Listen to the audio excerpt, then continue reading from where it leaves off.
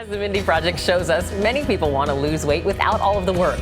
With 2015 fast approaching, a recent poll confirms shedding pounds is the most popular New Year's resolution. 13% of Americans say it's their top priority.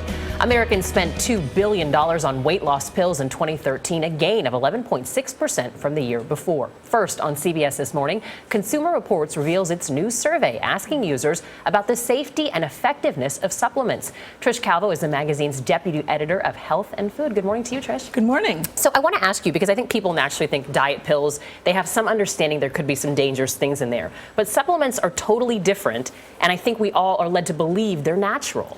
Yes, and people do think that they're natural. About a quarter of people in our survey thought that they were safe because they were natural. But actually, they're regulated by the FDA more like foods than like drugs. So that means that they don't have to be proven safe before they go on the market, and they're assumed to be safe unless they are proven otherwise. And the burden of proof to prove them unsafe is on the FDA to take them off the market if they happen to be unsafe. I mean, we know these supplements are extremely popular. Are they effective? They are not effective. You know, sometimes you see... But those ads, they show that you can, if you take them, you get cut and you get ripped, and the guy looks really good, and the woman looks fabulous in a bikini.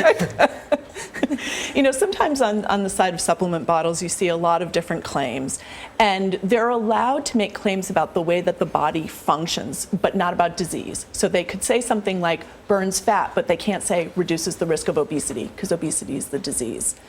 But there's just no evidence, really good evidence, that they work. Okay, so we have a government that's loaded with regulations. We regulate everything in this country.